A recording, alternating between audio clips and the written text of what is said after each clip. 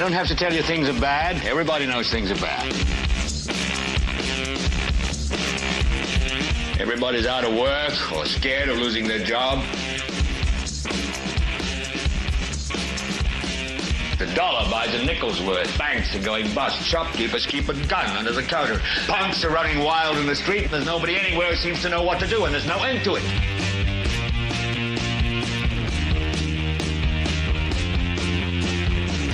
The air is unfit to breathe, and our food is unfit to eat. And we sit watching our TVs while some local newscaster tells us that today we had 15 homicides and 63 violent crimes, as if that's the way it's supposed to be. We know things are bad, worse than bad. It's like everything everywhere is going crazy, so we don't go out anymore.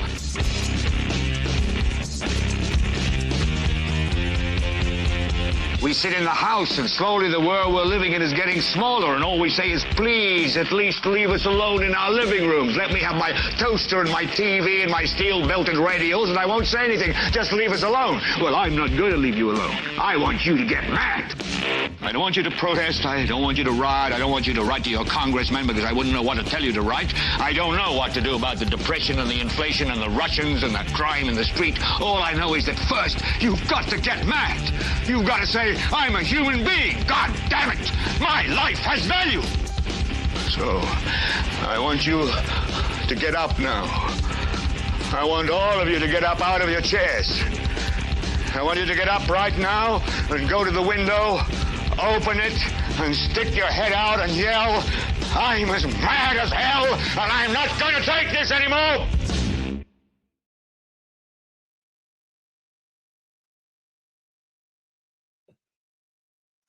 Well, hello there, ladies and gentlemen. Welcome. This is the 534th episode of the Political Spotlight. I am your host, Kristopher H. Bilbrey. We are coming to you live from the Southern Command. We are not in the studio, as you can tell. We are elsewhere. Welcome.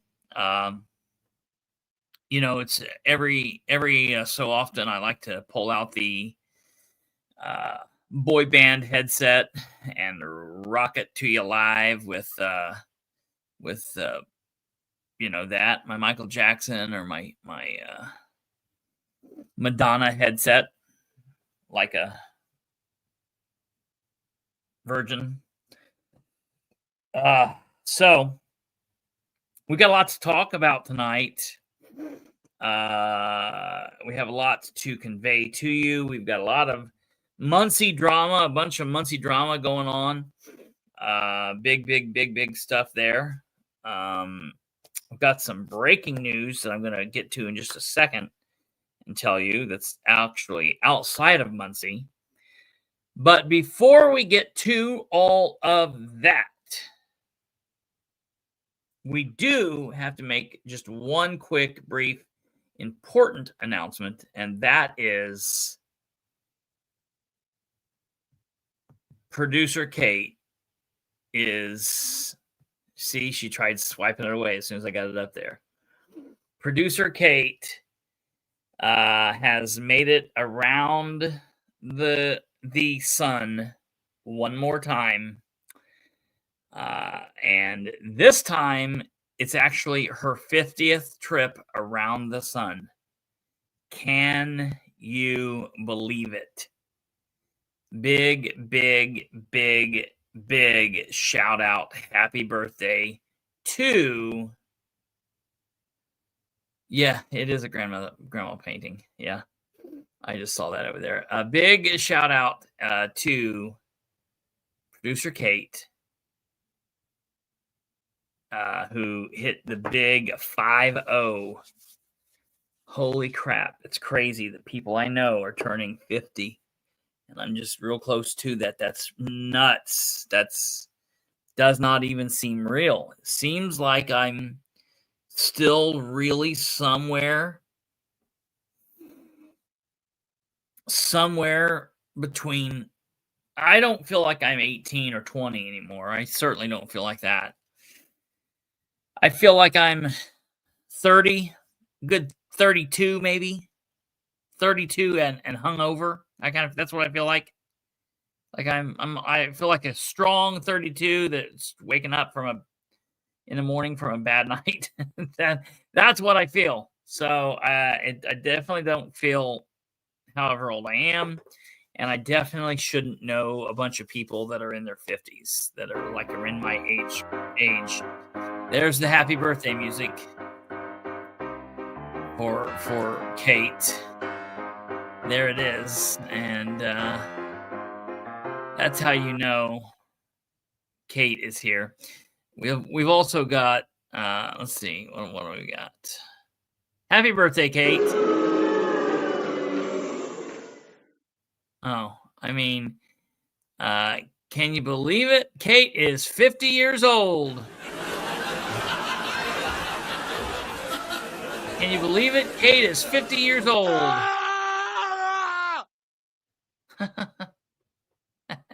That's Arnold Schwarzenegger. Hey, Arnold, can you believe Kate's 50? Hey, Kate. Kate's 50. They said it's a heartbeat. Like what? Of a baby? Of a baby whale? That sounds horrible. Kate's 50. No, I would be. That's wrong. It's welcome, Dr. Catherine Callahan, straight from the Orient. Oops. And we're welcoming Dr. Catherine Callahan, straight from the Orient. Oh, yes.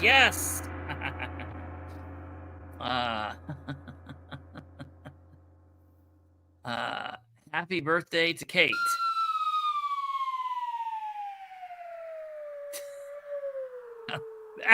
That's it. All right. Well, happy birthday, Kate. We're glad that you're here in 50 and nifty. Look who's 50. It's Kate. And so if you are happy and you want to give Kate a birthday present, she was telling me last night that the only thing that she truly wanted something that no one else could give her in the world other than you all. She wanted your thumbs, each and every thumb. She wanted a thumb apiece. So if you're watching, give Kate your thumb, and she'll give you back her middle finger, and all will be well with the world. Is there any possible way the maintenance people in the facility that I'm at right now could maybe adjust the air down a little bit? If we have anyone that's still watching, that's part of the maintenance crew here, if we could adjust the air down just a smidge, that would be fantastic. I don't know if anybody's listening. Okay, now that we've got that request out of the way, we will get on with the show. So, we're going to be talking about mostly Muncie stuff tonight.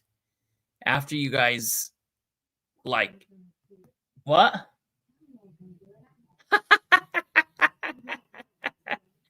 we have a in this Southern Command deep underground. We have a man and a woman maintenance crew, and the female maintenance operator just walked into the room and said, well, Dummy's not going to do it, so I've got to do it. That would be my grandparents. So, all right. Hey, Rachel from the other show says, that's what I wanted to call it. I wanted to call the Bilbrey and Clark show the other show, but there's already a show called the other show, and I just can't do it. Rachel from the other show says, I got AI glasses for my birthday. Life-changing. Bilbrey, buy her a pair. Well, how much were those AI glasses, Rachel?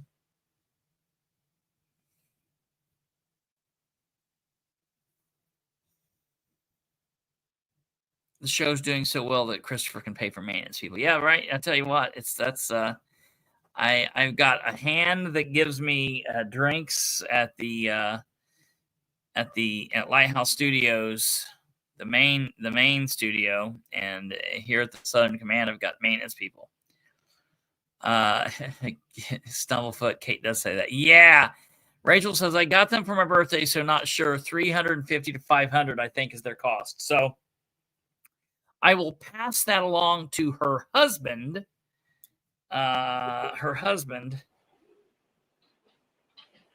Number one, what the hell are AI glasses? It's everything that you could possibly imagine. It plays music in your brain for you. It lets you. Here's my AI glasses. Without them, I cannot see anything. And with them, wow, life. All I'm thinking is I'm like -8 in both eyes. So, you know, that's, you know, Coke bottles. Yeah, right. With bifocals. And now you're going to add more crap to it? No, I think I'll just stick with being able to like interact with the world. Forget about they read text messages, they listen to music, record secretly, takes pictures. So the spy glasses. So it's like a cell phone. On my face? Yeah, you can get your script in them. You can get them in your prescription. That would be pretty cool. That would be pretty cool. That would be pretty cool to have a pair of glasses that are actually my prescription.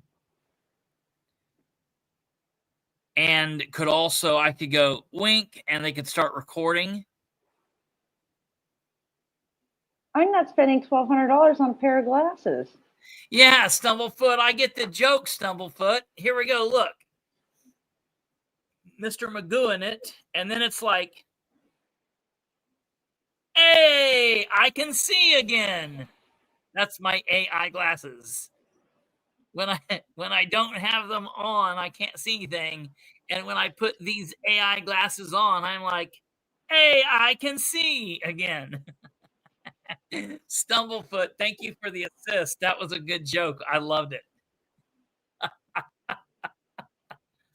But hands-free. Like, I just can't imagine paying $700 for my lenses and then another $500 to make them AI.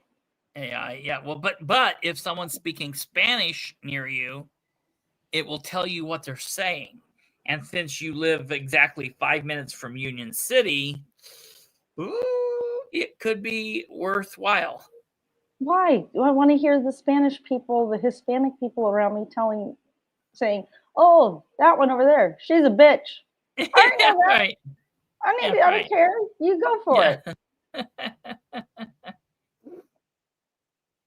I don't know if the VA would pay for AI glasses. They might be a little too new. I wonder if the VA would pay for AI glasses. You let me know, Alba. Yeah. Alba wasn't in the service, was he? Did you serve, Alba? Have I somehow missed that? Well, if you served, thank you for your service. And if you didn't, stolen valor. All right. Well, before Jackie gets to yelling at us, let's get on with the show. Jackie's, well, thank you for your service. I don't know how I slept on that. Well, thank you. I think I knew that. Maybe I've just forgotten it. I don't know. You know, we're close to 50 now, so that's my excuse. I'll go buy some ginkgo. Oh, chair force. That's why. I've got no room to joke because I did not serve, but I just hear how Kate and Niles talk about how Air Force isn't actually service, so that's the reason I slept on it. They don't say that. I'm just joking. They don't say that. They don't say that.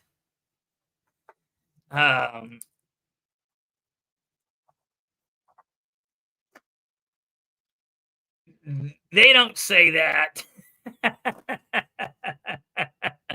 All right. So I feel like if I said it one more time, Jackie was getting ready to type. So, all right, ladies and gentlemen, and rightfully so, we've got a lot to talk about, and it's going to be talking about Muncie again. Like, I know it's strange when I'm talking about Muncie stuff and people are like, God, you're talking about Muncie so much. But like, we've got a lot of stuff going on. Tonight's show is called Dan Said, Nora Said. It's kind of a play on the he said, she said type of thing. We've got some wild stuff going on. We've got some wild stuff going on. Let me tell you, though, however, before we get to the Muncie Dan Said, Nora Said, I do have to break a little bit of news. You know, it's good. It's good. It's good. It's wonderful. Congratulations are in order. You know, I can't think. There's not really any other way to say this, but we do need. It does need to be said. So, really quickly, I'm not working from the home studio, so I've only got one computer. So bear with me. We are going to get this up on the screen here. This is really big news. And this is big news out of Grant County. You know, where everybody was dealing with the crazy commissioners. Like, crazy commissioners are everywhere, but you know what I mean. Out of Grant County and Madison County. This is breaking news for two counties at the same time. And everybody needs to be paying attention because these are people that we all know. Even if you don't live in Grant and you don't live in Madison County, you'll know both of these people. I've got to say, this is wild. Breaking news. Congratulations are in order for Grant County Commissioner Ron Stewart. Everybody knows Ron. This is Ron. Grant County Commissioner Ron Stewart. Out of the three, he's like the good guy, but he's the guy that sits and twiddles his thumbs and doesn't really do anything, doesn't stop the other two lunatics from doing their thing. The old man and Middlesworth, okay, are the two out of control, and this guy's like could be the good guy, but he just sits there, so he's kind of complicit. Commissioner Ron Stewart, and this is going to blow your minds, and Grant County Commissioner Ron Stewart and Madison County Commissioner Olivia Pratt are engaged. They have officially been engaged yesterday. Engaged to Ron Stewart, Olivia Pratt says. Ron Stewart says, got engaged to Olivia Pratt yesterday in West Baden Springs, Indiana. Congratulations are in order. She posted the easiest yes, and she shows the ring. She shows his hands. Congratulations are in order to both of these individuals. I hope that they're happy. I hope that they are living it up, having the best engagement party. Everything's wonderful. I think this is wonderful, wonderful, wonderful, wonderful news for their lives together. Grant County Commissioner Ron Stewart and Madison County Commissioner Olivia Pratt. Great. Congratulations. Wonderful. There's just one small question that yours truly has. Who's giving up their elected seat to move in with the other one? That's the question. That's the question at hand. Is Olivia moving to Grant County? Is Ron Stewart moving to Madison County? Are they both leaving their seats to move to Hamilton County? That's a possibility. Big deal. So exciting news, wonderful news here. Love it. A long distance relationship. I was talking to a friend earlier who said, well, wait a minute. What do you mean? Why can't they live separately? That's not going to happen. Olivia Pratt is like the quintessential Laura Ingalls Wilder. She's going to do it up right, The other question, and I don't want to be too forward, is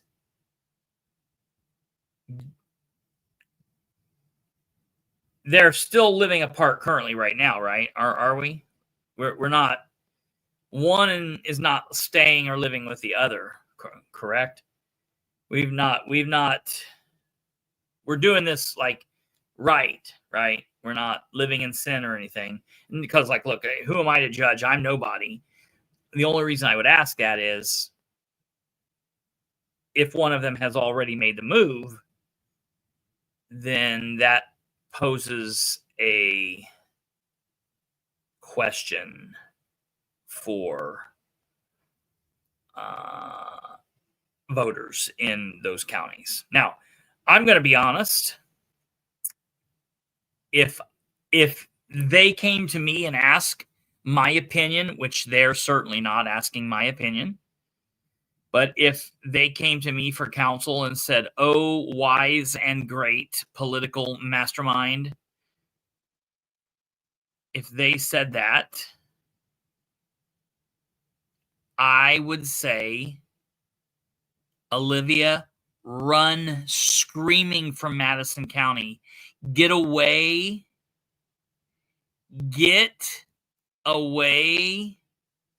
from the freaks in Madison County. Run screaming into the arms of the Grant County people and never look back. That's what I would say. Leave your seat. Help him on his campaign. Ingratiate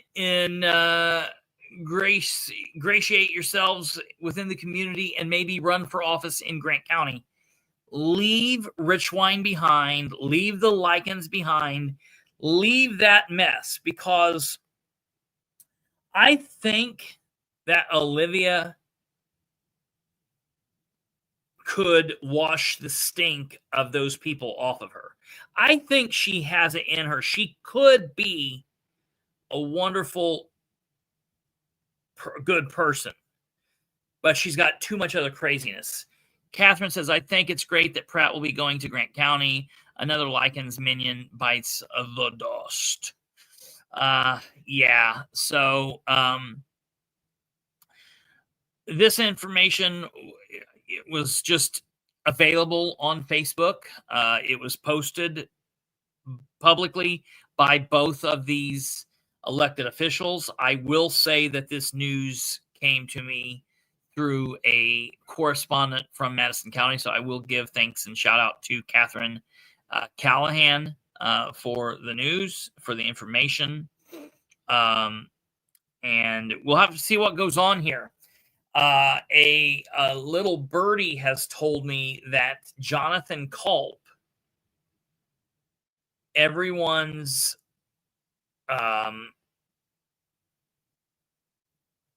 not everyone's, I was going to say everyone's favorite county councilor. He's certainly not that. A county councilor in Madison County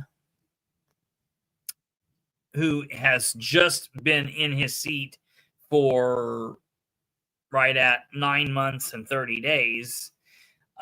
He has been in District 1, which is Olivia's district, making the rounds. And so the scuttlebutt is he is either going to run for her, he's going to run for her seat. So that's the thing. Now, what we could see here is, like, obviously we don't know when the wedding will be. Like, I don't know if they're going to have a long engagement. That would be shocking if they did. I feel like it'll happen pretty quickly. But I could see something crazy, like where she runs. This is what would not be. I would not like this. This is because this is the thing. If she's going to leave, let's just say for the sake of argument, she leaves and goes to Grant County. Or she leaves and he leaves and they both go someplace different. Let's say they both leave. I would want her to leave at the end of her term or to leave early. I would not want her to stay, run for re-election in the hopes that she wins so that the Republicans can then caucus a person in. That would be way dirty, in my opinion. What she needs to do is walk out at the end of the term and allow that election to be open, an open election. Madison County citizens, your 2026 election now got a little bit more interesting.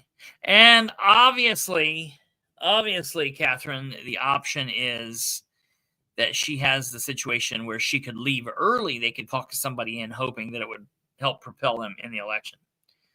You mean like Lisa did in Winchester? Yes. Timing issues. Yes. Politics is dirty. Never.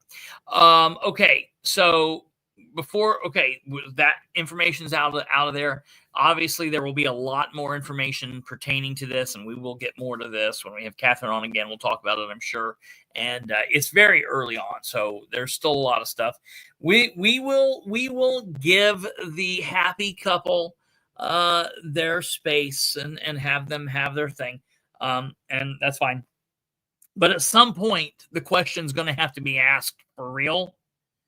And they're going to have to give a solid answer because that's just how it works. It's happy and wonderful for them, but they are elected officials and they have constituents who want to know and need to know and deserve to know. So that's that. Okay.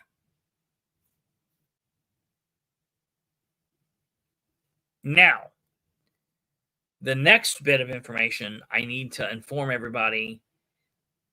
Kate, remind me.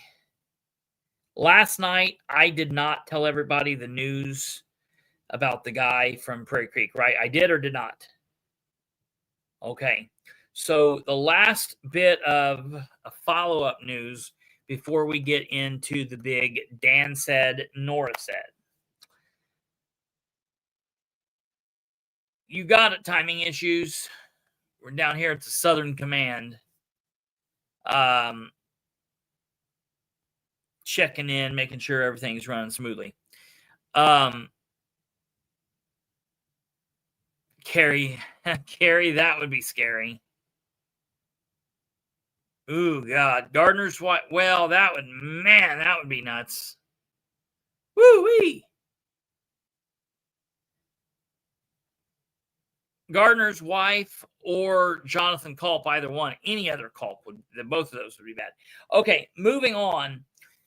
We did a story 2 nights ago about the gentleman who was sleeping on the job at Prairie Creek. And come to find out, not only was he someone who's not good at his job and sleeps on the clock, getting paid at Prairie Creek, letting people launch boats, missing out on a bunch of revenue for the city that apparently we need. Okay.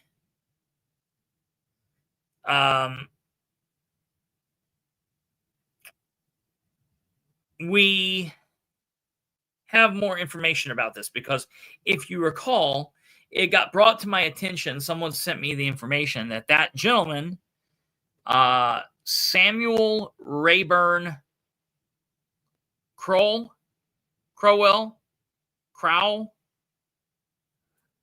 whatever.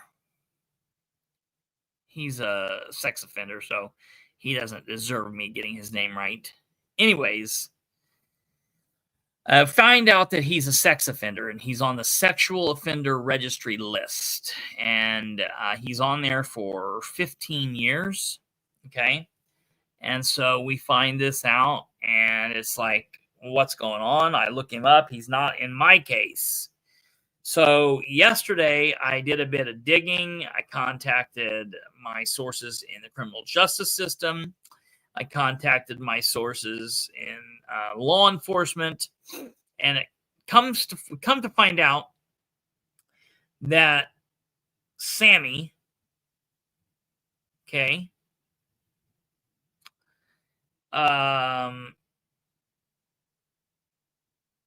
Sammy is a sex offender. However, now I want to be very careful how I say this. He is not a pedophile chomo in the truest sense of the word, meaning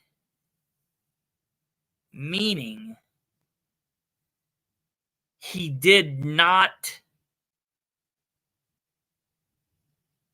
actually victimize actual victims. Okay. He had in his possession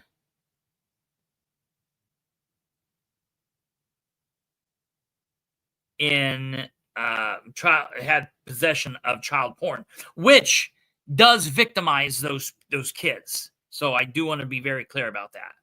And timing issues is correct. If you're looking at it, you're interested in it enough to act on it. It's like chomo in training. Yeah, pedophile field training is what that is. Well, I'm not making the distinction. The reason I say that is there are a couple of distinctions. Had he actually touched and victimized a child, he would be on the lifetime registry list. He did not do that. He had images, and therefore he is on the list, but he will come off the list at some point. The reason we could not find it, and you can't even find it through, it was because it happened when he was in Kansas. He was in Kansas when this happened. And everyone's like, well, okay, we'll get the charges from Kansas. Well, the reason we couldn't get even that is because he was not charged through state or federal. It occurred while he was a member of the United States military. He was on the... That's interesting. Then I don't know how, like, when you say kids, do you mean young children, or do you mean a situation where it was like a 16-year-old, 15, and then they aged out? What do you mean? So I want to be clear that this gentleman was in the military, and they did this through the military. That's the reason we were unable to find anything. So, that's that. That being said, it was a felony.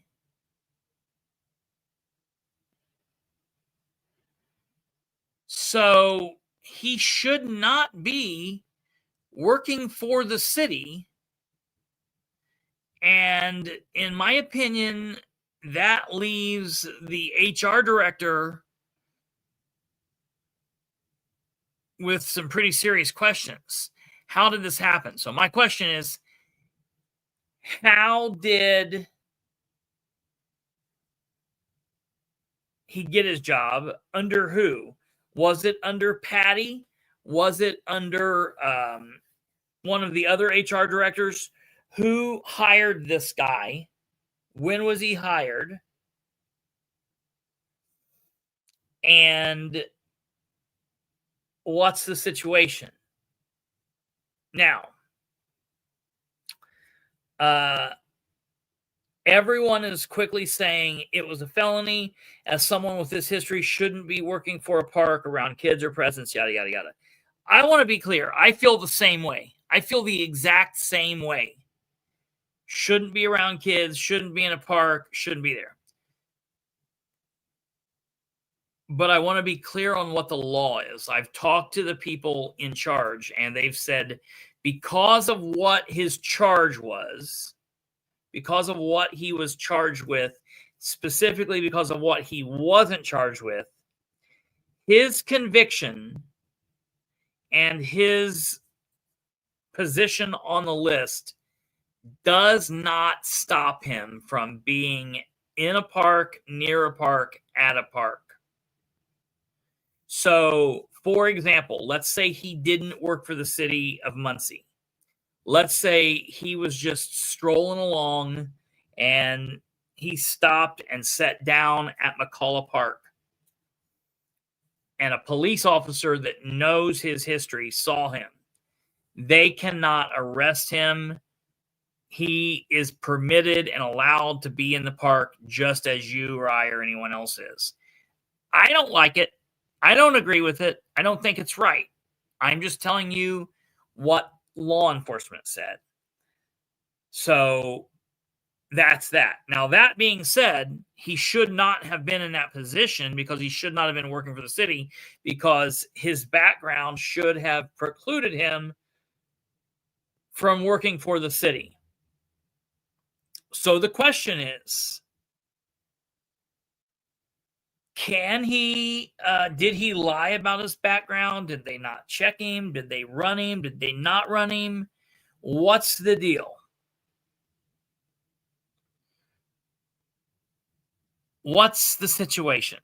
So, don't know. I'm in the process of trying to find out, and I will get back to you guys, and I will let you know as soon as I possibly know what the situation is, because it's a big deal. People are concerned. More and more people are getting a hold of me. I'm not sure if he still works for the city or not. I don't know. Maybe he does. Maybe he doesn't. I don't know if he's been fired or if he's still there. But my question is, how could that background exist and the city not know it? If the HR director and the HR department in the city of Muncie was unaware of his history, that's a problem. I think Dustin vouched for him. I don't know. I would have to look at that. I would have to go back and look at that. But I think that we can all agree that someone who is a felon because of OWI, or someone who is a felon because of possession of marijuana, or hell, even or possession of controlled substances at one point in life, who got clean but still has the felony, that's one thing. Possession of child pornography felony is much different.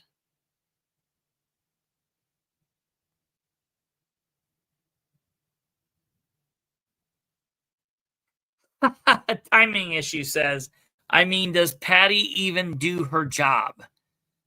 This is HR Patricia, Patty, Miss Frizzle. You know, she and I just don't like each other. We had a meeting one time when she very first started working, And I went in to talk to her about some things, about record requests. And she just wanted to. She's one of those ladies that listen without listening.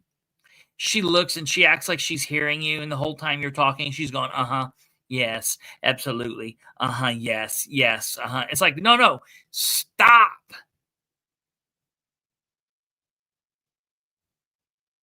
Stop saying these extra little things. Just listen. When you're sitting there running your suck, you're not listening. Yeah, that meeting, Alva, was wild. It was insane. So shut up, Miss Frizzle, and listen.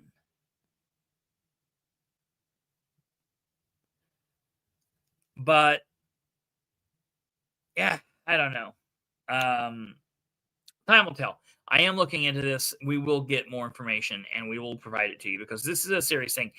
Is the city of Muncie hiring sex offenders to serve the public? You know, public service. I never heard of a worse thing. We're hiring sex offenders to come service you, public. Miss, is it Frizz or Frizzle? I can't remember. It's the magic school bus lady. Dan did promise only the best people. The best at their individual things. Like he's the best possessor of child pornography. Look, he must have been good at it because it's like all hidden. Can't even find it. It's very hard to find it. He's so good at he can actually get hired by a government. I mean, he must be good.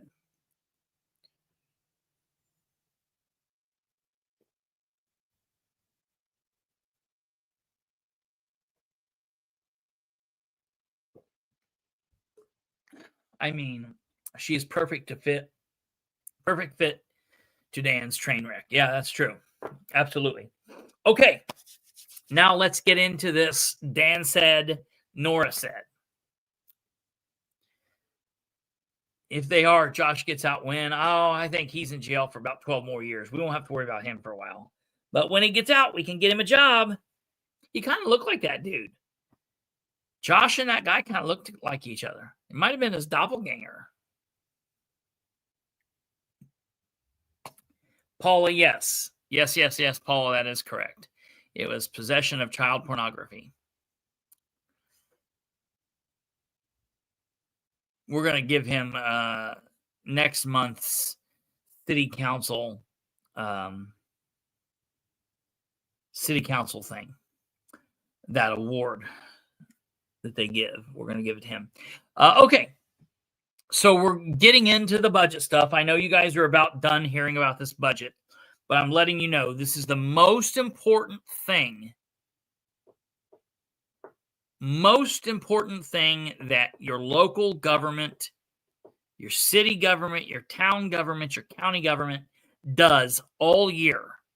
So while it does get a little into the weeds and it does get a little boring at times, and it's just kind of like, okay, already. This is the single most important thing that your local government, and listen, all 92 counties are doing it right now. However many towns there are in Indiana, they're all doing it. However many cities there are, they are all doing it. Everyone's doing it right now. And it's the most important thing that they do. Because everything else they do is based off of this act. So, as we've been discussing,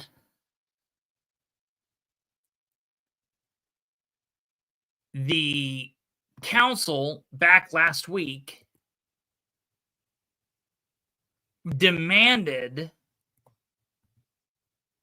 that the mayor or his administration So we will say Craig Wright, Matt Wegley, or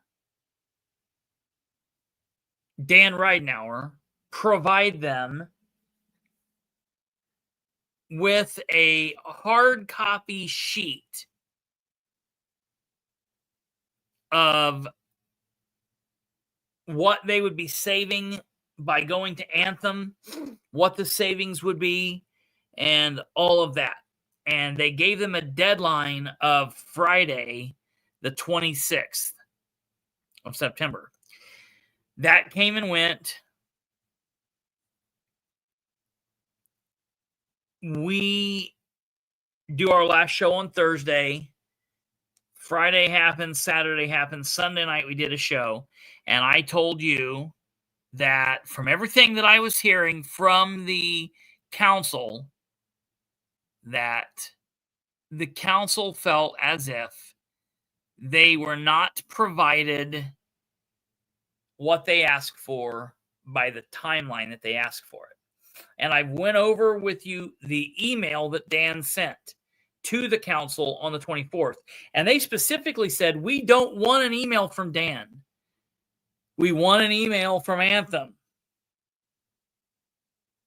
We want an email from the agent, from an employee, from somebody. We want the booklet, the form, something showing us what the city is getting and what the savings will be, because you guys are saying one thing, doing another, and all of this. So I thought, man, it's looking pretty bad for the Ridenour administration. So last night, while we were ending the show,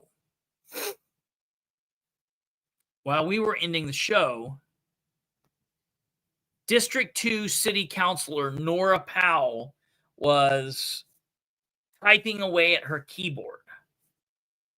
And she posted the following post to social media 23 hours ago. Nora Powell for Muncie City Council District 2. The More You Know 2026 Budget Edition. She says this: I've received questions asking about information shared or questions asked at the 4 Finance Committee meetings held in September to review the 2026 budget. Leading up to the October 6th council meeting, I'll be posting information about the budget process and information received. Okay. Great. I then went in 18 hours ago at 3:41 a.m. and I typed the following question to Councilor Powell. To me, one of the most critical questions is, the council, with you sitting as the chair of the Finance Committee, asked the administration to provide the council with actual facts and figures in the form of a hard copy letter or email with information from Anthem detailing their plan for the city.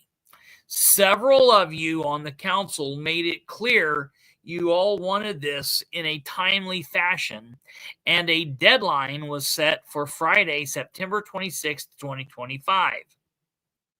The council specifically asked for this hard copy information to be from someone from Anthem rather than another email from the mayor, controller, or deputy controller. The mayor then sent an email to the 9 of you as well as the others on Wednesday, September 24th, 2025. In your opinion, and I'm asking this of Councilor Powell. Hello. Are you watching? No. All right, tune in. Bye. Sorry, sometimes my mother's been real fired up about this, so I wanted to make sure that she was aware that this is going on, because she's like, what are we going to do about this? What are we going to do about this? And I'm like, well, you're going to have to tune in for once, mother. Mommy, you're going to have to tune into the show, mommy. And she's like, no, I don't like watching you. You make me sick. And I'm like, okay, well, whatever. Okay. So I'll go to grandma's. Grandma liked me. That's what I say. No, anyways. So I said, in your opinion, Councilor Powell, did you or any of the other 8 councilors receive what you were wanting by the deadline of Friday, September 26th, 2025? Did the mayor or his team comply with your request? Okay? That's the question I asked. To which Councilor Powell responded at 6:30 a.m. saying, Kristopher H. Bilbrey, 5 finance committee members, which are also 5 council members, joined in requesting documentation from our insurance agent verifying the healthcare savings cost reported by our controller at our last finance committee meeting. I requested the controller provide this by 9/26. This request was not met. Listen, I want to be sure that you're hearing this. Councilor Powell said it was not met. The only information received was in an email from the mayor on 9/24. Okay. This is a pretty big deal, because I had been saying it since Sunday on the shows, on the last couple of shows. I said the mayor didn't comply. From what I'm hearing, the council is saying he didn't comply.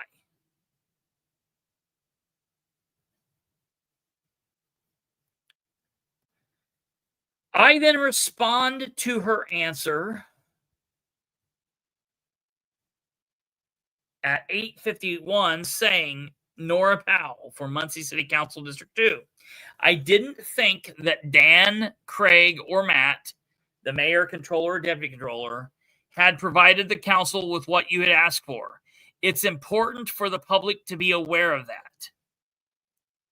Okay? Then, ladies and gentlemen,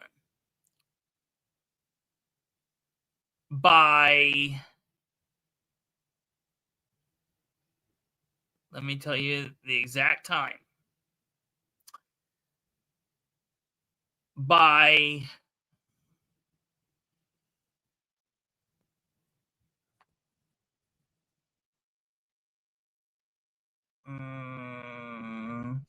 10:07, I received a message from a member of the mayor's administration that said,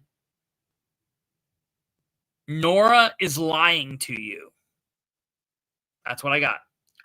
Bold-faced lying in her comments. And then I received a picture. I received the following picture. I'm going to send this. I'm going to show this to you.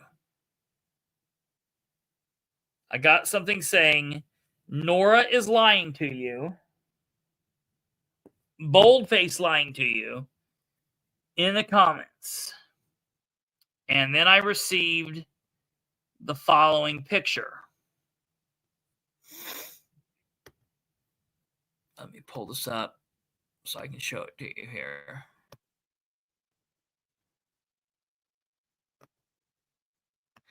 I got this picture.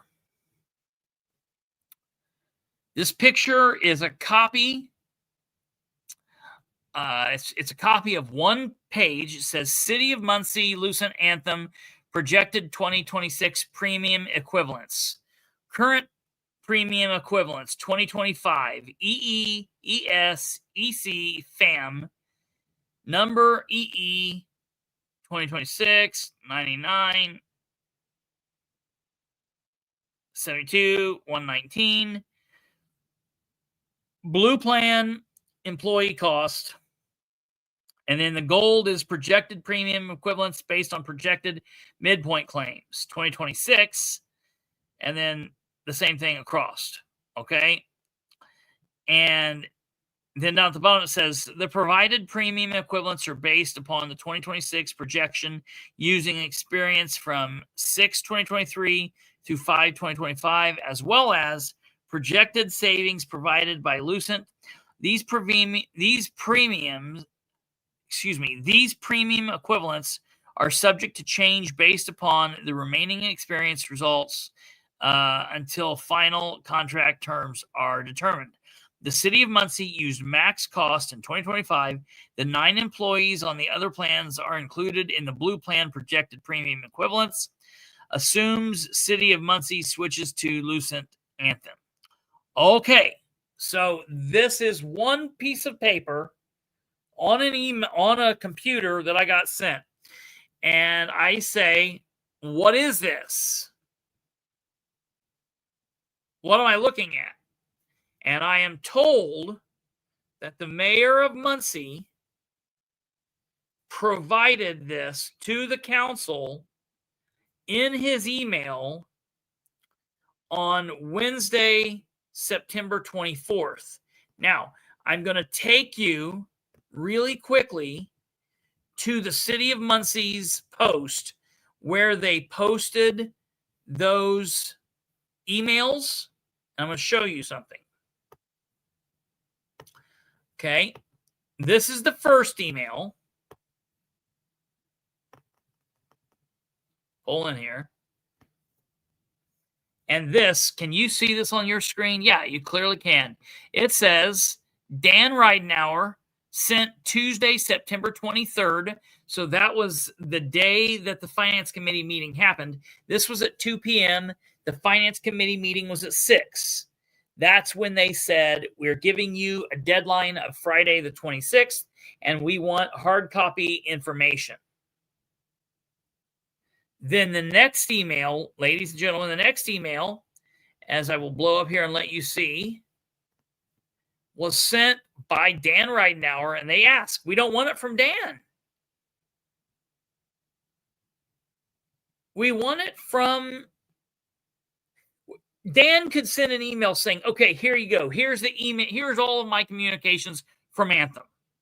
All the communications I've had with Anthem, I'm sending it to you. That's, if I was a counselor, that's what I would say. I can't believe you have to spell it out to these people. I want every communications that you've had. And don't tell me that you feel like I don't get it.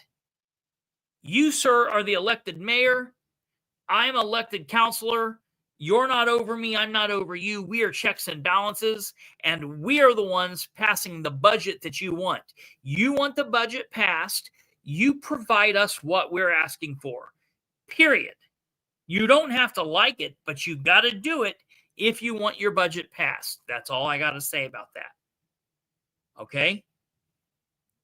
It's very easy. Very easy.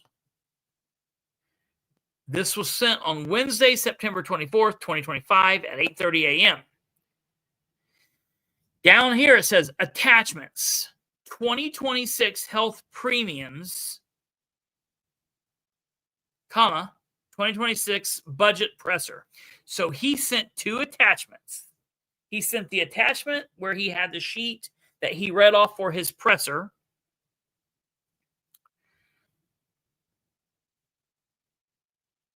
And he had this thing. Now, can I pull you up here real quick, Kate? Here's where I want to get your question. I want to get your opinion on this. Let's add Kate to the screen. Birthday, Kate. Okay. My question to you you're speaking on behalf of the audience. Okay. Let's say for a second that you're District 3 City Councilor Kate Thornburg for the city of Muncie, and you're setting up there in between Dale Basham and Nora Powell. And Nora speaks up as the chair of the finance committee and says, we got a deadline for you of Friday the 26th.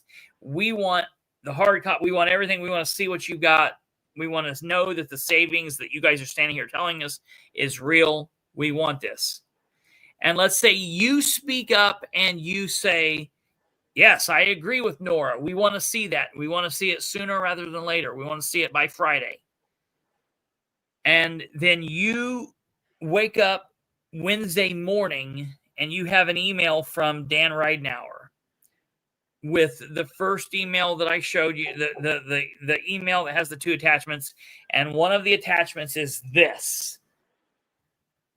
In your mind, does this document fulfill the request? No. Okay. So Because you do not. This is by employee. Okay? It's by employee. I'm not worried about, I mean, of course I am worried about the employees. I don't mean it that way. But I don't need a per employee amount. I need the totals. What are we spending? So giving me this does nothing without what? Yeah, I'm supposed to go through and now I have to request to see how many employees we have, which employee is on what kind of insurance. So I can sit and do math and hope to hell I don't screw it up. Just give me the totals. That's what I want to know. What did we pay last year? What are we going to pay this year? Let me tell you something. In full. You know, a lot of people don't just have constant insurance papers sent to them. My grandfather retired out of GM, like a lot of people in Muncie, like a lot of people's grandparents in Muncie. My grandfather retired from GM, has the best insurance in the world. I'm telling you, these people, my grandparents have the absolute best insurance of all people ever. This house this is a wing of Ball Hospital. We just leave the front door and we're at Ball Hospital anytime. They're always just there. Oh yeah. That being said, letterhead be nice too. yeah, right, Gary, right. Send me the entire packet from them regarding. Yes. Not a little graphic that you think fits, that you pulled out of a book. Yes, perfectly. That you pulled out of it because my homeowner's insurance policy is what? 58 pages? Yes. That's exactly what I was going to say. 58 pages for my house. This other insurance company. The city's insurance for every employee they have, that's got to be a 200 to 300 page thing. Yes. One little picture doesn't tell me shit. And the fact that they're changing insurance, how many employees that were on the EE are going to go to the EC because the EC now has something the EE used to, but doesn't anymore. So these numbers don't mean dick. This is what I was getting at, and I feel the same way, but I needed someone else besides me to say it and to verify what I'm thinking in my mind. You're speaking you're the audience member right now. And here's the thing. Well, hopefully I'm doing a good job for us, everyone. You absolutely. So my grandparents have United Healthcare. That's the insurance my grandparents have. And periodically they will send them forms. I help them go through things. And those forms that they send them, it's just trash. It's nothing. They're just saying, hey, this is what's going on. This is what's happening. They send it to them in Spanish. They send it to them in Japanese. They send it to them in Russian. They've got it all there. And it's like 70 pages. And they open it up and we look. It's open. It's big. They're always like, oh, my God, do I owe something? Do we owe something? And I look through it. I'm like, no, this isn't a bill. But it always is like this much paper. It's like this much paper, and we look through it, and then shred it and burn it, and it's done. We just wanted to let you know that we've changed our privacy policy and updated it for 2025. And here it is. I don't give a 75 flying fuck. Don't sell my shit to everyone you know. Right. Yeah. But they provide it with 75 other pages. So the point of saying this is when you are actually going through a change, there's booklets and documents and graphs and writing and it's in German and everything's there. That's what the council's asking for. Yeah, and they're asking for a total, not a per employee amount. Yeah. That doesn't help when I'm trying to figure out, is this, we paid $7.8 million last year, and this year the new number is $6.9 million. Yes. Telling me that it costs an employee $812 is not useful information. I'm sorry. Yes, I can see that employees are paying less. Great. Has the number of our employees changed? Have the employees changed the plans that they're going to be on? Has our total really gone down the amount that you said? Yeah. This is useless. Yeah. Well, it's not even a good try at coming up with, well, here's something so you'll shut the fuck up. Yeah. No, that's exactly right. Brandon says, I love data. Yeah, that's what we do. Well, I take all that information from my grandparents and just send it to Brandon Rudd because he just likes sitting around reading it. That's what he does in his spare time. That's the reason he's not on the show anymore. He's just sitting there looking at piles of data. As I said, the $812 that the employee is paying does not help me when I am dealing with a $43 million budget. Yeah. You're not helping me get a good picture of where we are actually at financially. Yeah. Now, wait a minute. All right, so total madness. This is good because I wanted to ask you what you meant. You earlier you said something to the effect of the person that told you that is either lying or something or both. And you're saying, I would no longer trust whoever told you that shit. What are you talking about? That told me that Dan did send them the stuff? So here's the problem. This is what I don't like. It's a he said, she said, and it's just like this is Dan. He does just the bare minimum and in hopes that it's enough.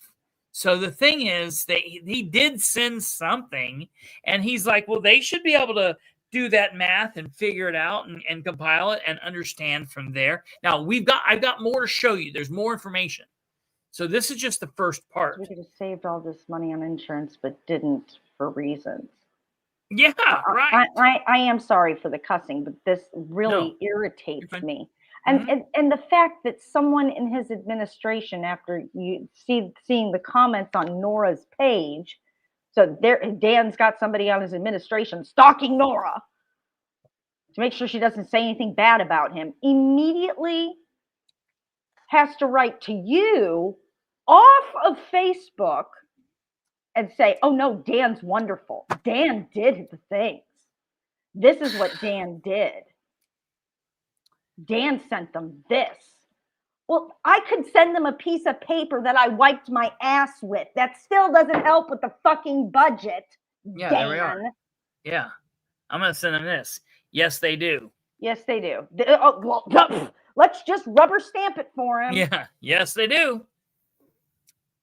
So all right. So that's the reason I pulled you up here, because everything that you're saying and thinking, like I saw this and I'm like, this isn't what they asked for. Now, in my belief, my mother was chasing me out of the door this morning saying, what are we going to do with this? What are you going to do about this? What's going on? What are we going to do with this? What are you going to do?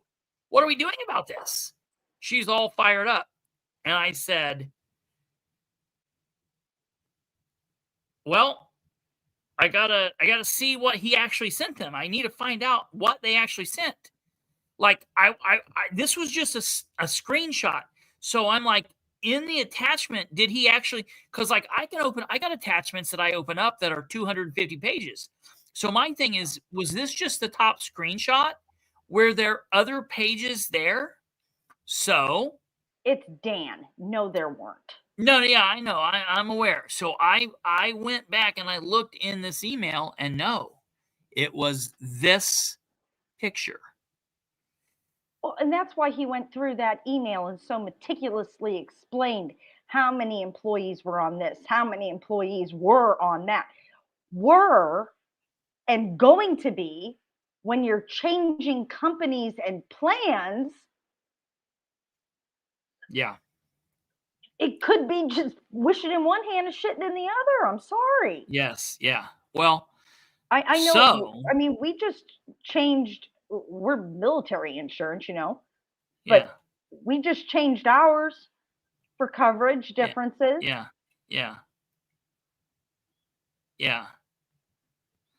My mother's going to go chain herself to City Hall. I come by it naturally. So what I told to Mom was, well, now Nora has the ball's in Nora's court here. If I were Nora, I would be like, okay, I'm done messing with Dan, Craig, or Matt. I would call Anthem. If I were Nora, I would call Anthem and I would say, hello, this is Nora Powell. I am the District 2 City Councilor for the City of Muncie. I am the Finance Chair Committee, and we are in the middle of the budget process for the 2026 budget year. We are in the process of deciding if we are going to pass a budget, how we're going to pass a budget, and you have become a topic of concern, and we're trying to get some facts and figures. Now, it's my belief that Anthem should talk with her. Well, maybe they should need to verify. What? Here's my other problem with this thing. Can you zoom in on it at all? The footnote number 3. Assume City of Muncie switches to Lucent Anthem. Is what it says. It assumes they switch. Yeah. So what if they don't? Or what if we switch with someone else? Or what if we switch to someone else?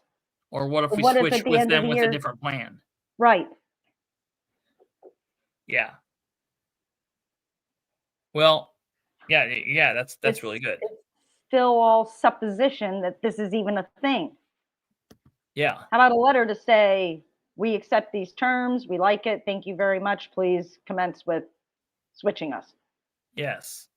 Well, okay, so that's what I'm saying. So, but if I were Nora, or if I were Dale, or if I were Jeff Green, or Tweedledee or Tweedledum, or any of the other people that you are on the council, if I was any of the 9 council members, but specifically if I were Nora, or if I were myself and I was a council person, if Kristopher Bilbrey was a Muncie City Councilor, I would call there and I would say, I am looking into this. Now, they would do one of 2 things. They would say, yes, okay, that's cool. I'll give you information. Hold on. And, they would give me anything. Or they would say, wait a minute. You're just someone calling. We need to verify who you are. Could you please send us an email from an official, whatever, or something, and let them do some verification? Okay, that's fine. Yeah, all right. That's proper, I think. Sure. That would happen. Or you want to address maybe this? They would. Yeah. Well, that and the next thing. So that's what I'm doing now. I would say. Yeah, but what did Matt and Craig say at the council meeting? Well, but they didn't have a person. Well, yeah. So that's what I'm saying. So if I were a counselor, I would just call Anthem and say, this is what I'm looking for. Put me in contact with who I need to talk to. And whatever the process we would go through, or maybe Dan or Craig and Matt has told them, don't talk to anyone else if they call. Then I would have to call them and be like, hey, you need to release that hold or whatever. I need to be able to call up there. Or, hey, I'm calling you and we're going to call here three-way. I would call, if they're not going to give me the information, I would get it myself. Nora and all the other 8 are, in my opinion, in a position where they should be able to do just that. Have that information. That's a contract the city's going to enter into. It has to do with the budget. The council is the fiscal body. Okay, you don't want to give us our things. We'll go with it now. We're not going to approve the damn budget then. Well, that's the main thing. That's the other thing. Okay, so timing issue says the real question is how many people are going to step down from full-time to part-time? Who in their right mind would do something so stupid? Take away all the benefits. Well, and keep in mind timing issues. He said it would be voluntary initially. So at first it's going to be voluntary. And then maybe it won't be voluntary. Okay. Then Brenda Grider says. And then no numbers on how many people he's planning on cutting. And no comment on how that will affect these insurance numbers. When they drop people. Yep, that's the thing. So Brenda Grider says she should be able to contact whoever is representing the city at Anthem. Now, the crazy thing is our controller and deputy controller said there is no one representing. We're talking to a janitor. Sometimes we talk to the president of Anthem. Sometimes we talk to the janitor. Sometimes we talk to the cleaning lady. So who knows? They're just talking to anybody and everybody. It's all AI now. It's AI. That's exactly. Real person. Our AI mayor is talking to their AI representative. That's probably true. That's that. Okay. Then Total Madness says, why should she have to do that? It's their job to provide the information for the budget. That is true. But if they're not doing their job, this is the way I look at it. I don't do anything half-assed. I'm going to do it all 110%. So if I'm a counselor, you're right. It's technically not my job as a counselor, Bilbrey, to do that. But if they're not going to give it to me, I'm going to get those answers one way or another. Even if I have to get the answers the hard way to then finally say, no, I'm not voting on the budget, or no, I'm going to vote against the budget, or whatever, I would get the information. Okay.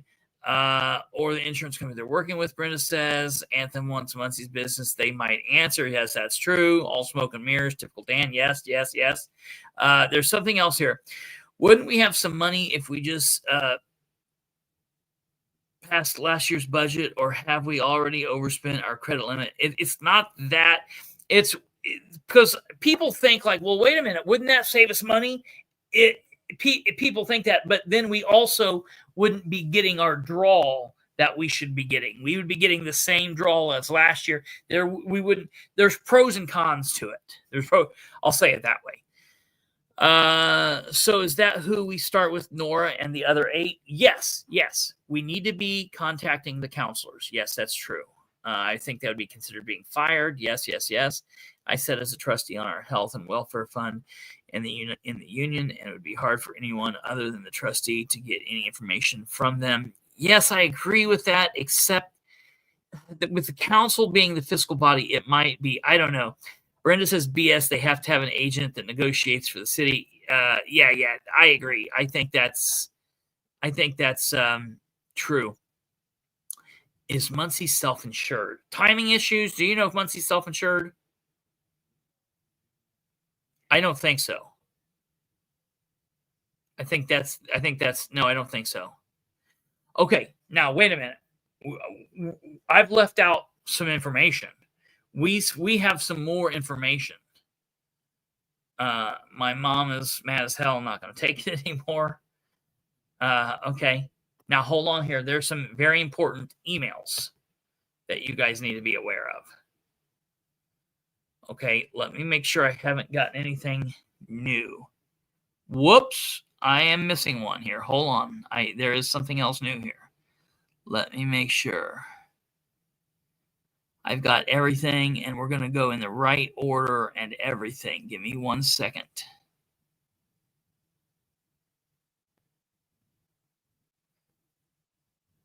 Okay, now I will be able to give you guys the exact order. Okay, let me get this. Okay, good. Let me double check.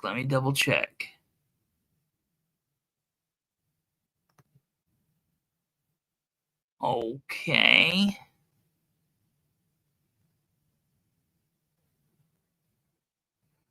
Let me see, Sarah. Okay, so I want to show you some other emails that I received this evening since City Hall has closed.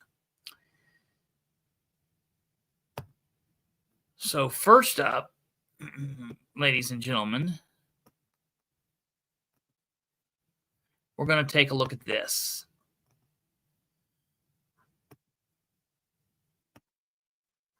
Okay.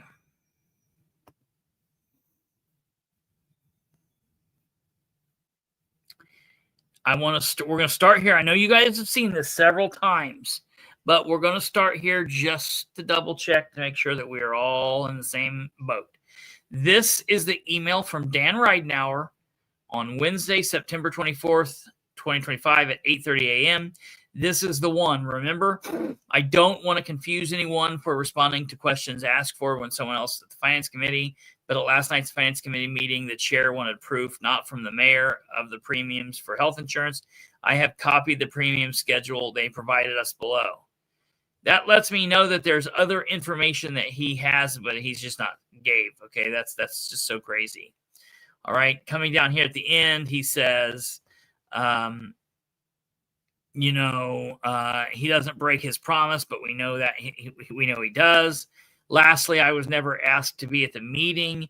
This has got to get taken care of once and for all. The council needs to tell the mayor's administration, you have an open-ended invitation. We want you here at every meeting. We understand you might not be, but just understand we always want you here. If we're here, we want you here. We may have questions that you have to answer. Okay. He then, you can see here. So that's what he sent to them on Wednesday. All right. Okay. Now, here's where we get into today. And you guys need to put on your super duper detective caps. Oh, Kate stepped away. I want her to hear this. Hold on. I'm going to wait. She might see it. We'll go ahead and get into it. And so here is an email sent today at 10:49 a.m. from Amber Green, the communications director, and it's sent to all of these people, all 9 councilors, the mayor, the controller, all of the department heads. And what does the communications director say? The communications director for the city of Muncie says the following. Council members, it has come to my attention that a question has been raised regarding the distribution of the projected 2026 premium equivalence document. This document was emailed from the mayor's office to all council members on September 24th. To ensure clarity, I ask that each of you please confirm whether you did or did not receive this email and the attached document. This will help us verify that everyone has the same information in hand. If you did not receive this email and attachment, of which I am replying to here, please let me know, and I am happy to resend. A hard copy has been placed in your mailboxes at City Hall as well. Thank you for your prompt attention and confirmation. Okay, so did you hear all of that? Can you read that? Okay, so can everybody read between the lines here? Think back to what we were talking about and think back to my questions to Nora and the information that we got. And then think back to what time this message was sent. Okay. So from that, Dale Basham, at-large 1, responded and said, thank you for the reminder, Dale. That's all he said. Okay. And then Roe responded. Okay. So that's that. Okay. Now we're going to move on to the next email.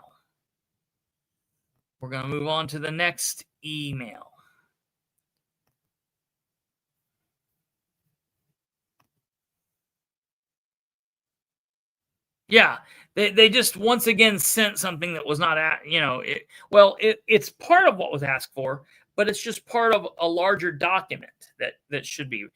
It doesn't give them what they actually. It doesn't provide them the total answer that they're looking for.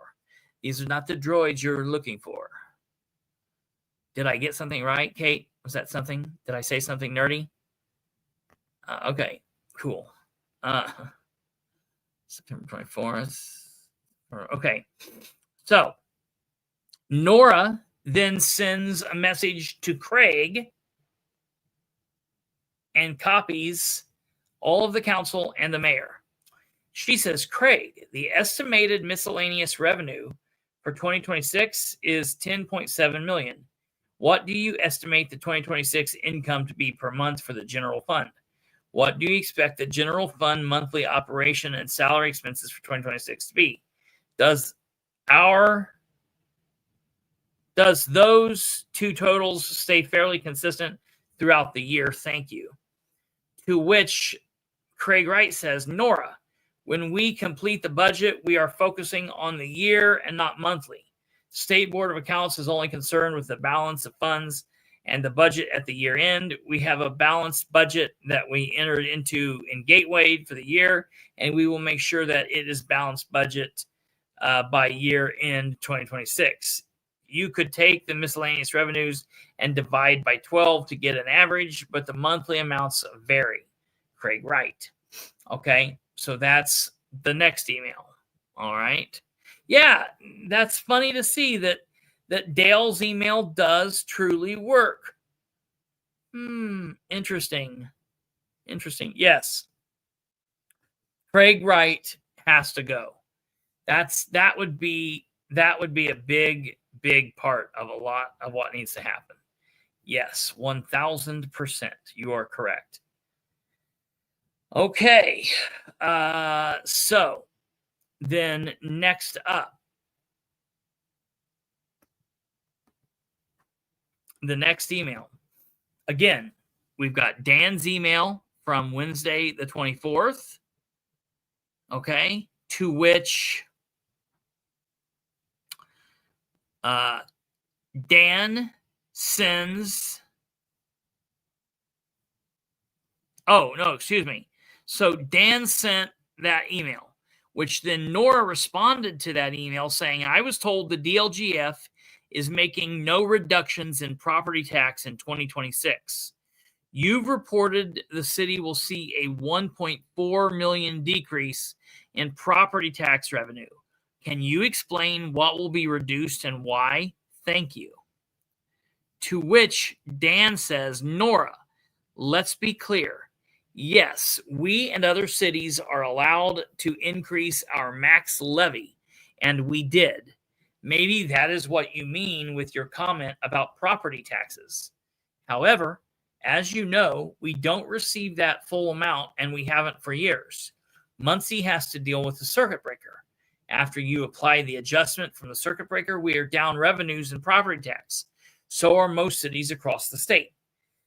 The net result for Muncie on our property tax revenue will go from $18.384 million in 2025 to $17.129 million in 2026.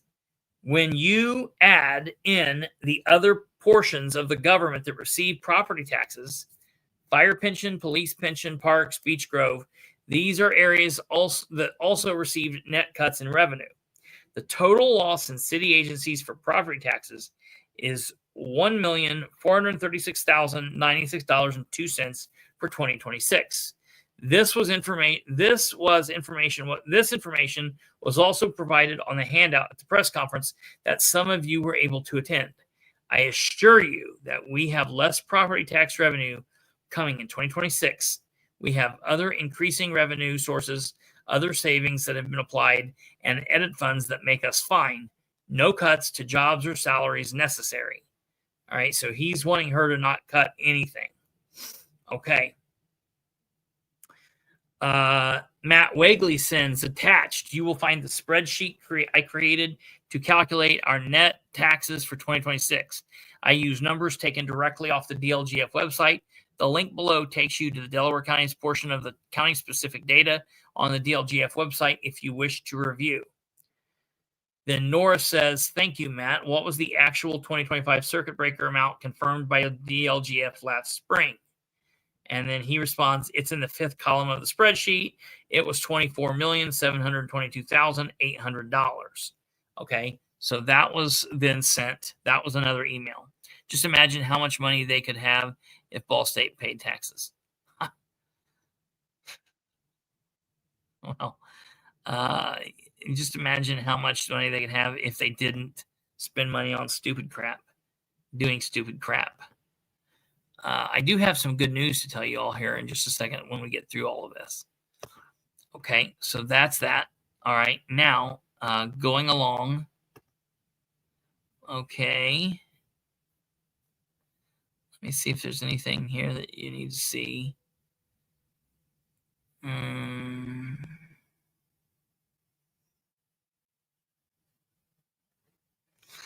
Okay, there was Amber's email. Nothing different happened there. And then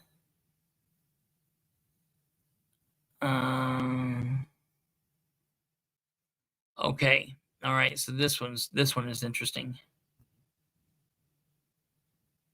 Anytime Dan says, I assure you, my brain explodes. Yeah. Anytime Dan says, I assure you it's not going to happen, it's not right, or something's wrong. That is what you can be assured of.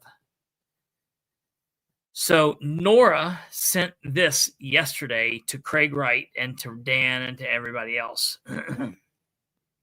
Craig, as you pointed out at the last Finance Committee meeting on September 23rd, the General Fund Form 4B shows a positive net balance at the end of 2026. However, it also shows that the administration is spending $1.2 million of the general fund reserve savings just to fund your 2026 budget. This leaves a general fund balance of only $432,000 on January 1, 2027. If the administration is seeing a $2 million savings in general fund healthcare costs, why are you using $1.2 million of our savings to fund the budget? See, something isn't right here. Something is up. Because that's the question. If they're going to see a $2 million savings in general fund healthcare costs, why do they need to use $1.2 million of savings to fund the budget and edit everything else? Other than the police and fire department raises, which are funded by using opioid settlement funds and savings from eliminating funding for 3 positions, all other raises in 2025 are being subsidized using the estimated $160,000 in edit money. Will this continue next year in addition to the $900,000 edit subsidy for 2026 salary increases, or will the total subsidy for 2026 be $900,000? Nora Powell. So she sent that yesterday, and Craig has not yet responded to her. Nora says, Mr. Bilbrey, the emails sent this evening include all the emails sent as of today, September 30th, to and from the city administration pertaining to the 2026 budget. So that is the end of the email chain. That's not the end of the information, though. Because if you recall, we saw from this email that they were talking about Form 4B. Remember Form 4B? That's a real important form. That they've been talking about. They've been talking about 4B. Well, that's what they kept talking about in the meeting too. Yeah.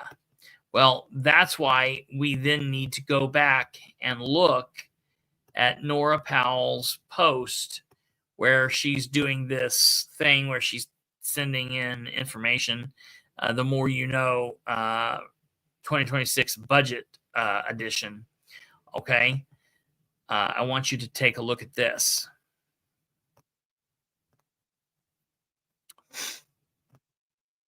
The more you know, Form 4B. The mayor creates the municipal budget each year. The council is the fiscal body of the city. It is our responsibility to review the budget requests and recommend reductions to bring expenses more in line with revenue. The mayor files the budget ordinance which is comprised of 4 forms. Form 1, itemized expenses. Form 2, estimated non-property tax revenue. Form 3, the notice to taxpayers. And Form 4B, an aggregate of 18 MOS of 18 months of financial data. I've been doing too much gun stuff, MOS. That's funny. Itemized Form 4B, an aggregate of 18 months of financial data. Each fund has its own Form B. Other than tax-related revenue, all data is generated by the mayor. We'll review Form 4B below. This is Form 4B for the 2026 General Fund, GF. From the administration's data, we can see by looking at line 14 and 17 that our general fund total expenses exceeds our general fund total revenue by $1.2 million. This is verified by comparing line 9 and line 18. Our beginning balance on January 1, 2026 is estimated to be at $1.6 million. The estimated beginning balance on January 1, 2027 is estimated to be at $431,000. This tells us in order to cover the mayor's proposed expenses, the city must use $1,205,956 of our cash balance. Simply put, we're having to use our savings to cover our bills. Nora goes on to say that she's been asked, will the DLGF accept a budget where spending exceeds revenue? The answer is yes, as long as there is a positive net value in line 18, the DLGF will accept the budget. Acceptance of your budget indicates nothing more than the total revenue, and whatever that fund it has in savings is enough to cover the proposed expenses. The guideline, while not a requirement, is that a Class 2 city like Muncie maintains a reserve of 15 to 20% of our annual operating budget. 15% would be equal to $4.3 million on January 1st, 2027. Muncie will have less than 1.5% of our operating budget to start 2027.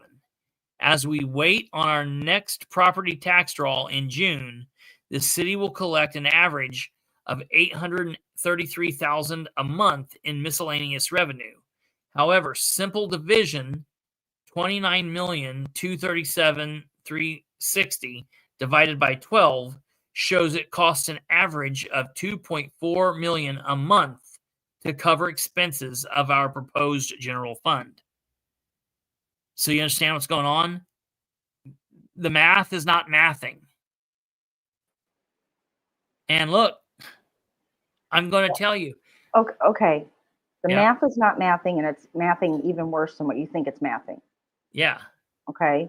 Because we're supposedly saving $1 million on the health insurance, right? Yep.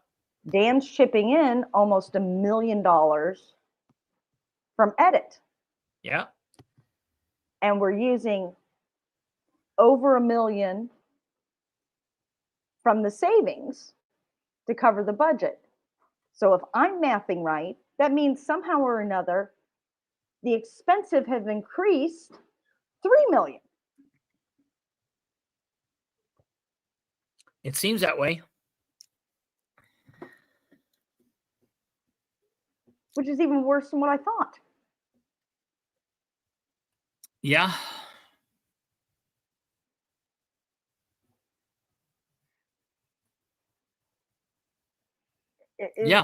Is my mathing that bad? I think that's right. You've got the budget. You've got this Form 4B. Yeah. That I sent to you. Yeah. And I know what Dan said he was doing. Saving $1 million in health insurance, giving $1 million from edit. $990. Yeah. $1 million. $1 million, roughly. Yeah. But we have to use $1.2 million to cover the spending. So that means that we haven't saved any money. We've actually spent $3 million. Yeah. I'm so confused.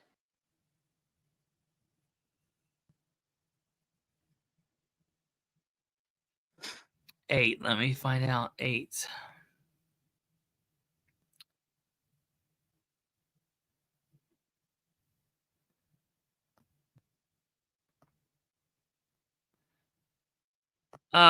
Can you come up here for 1 second?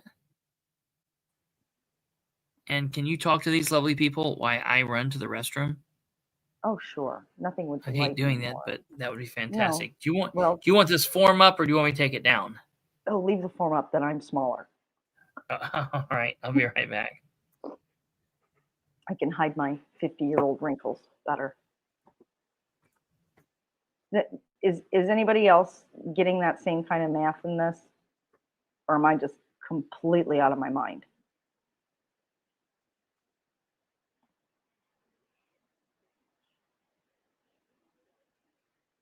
I can't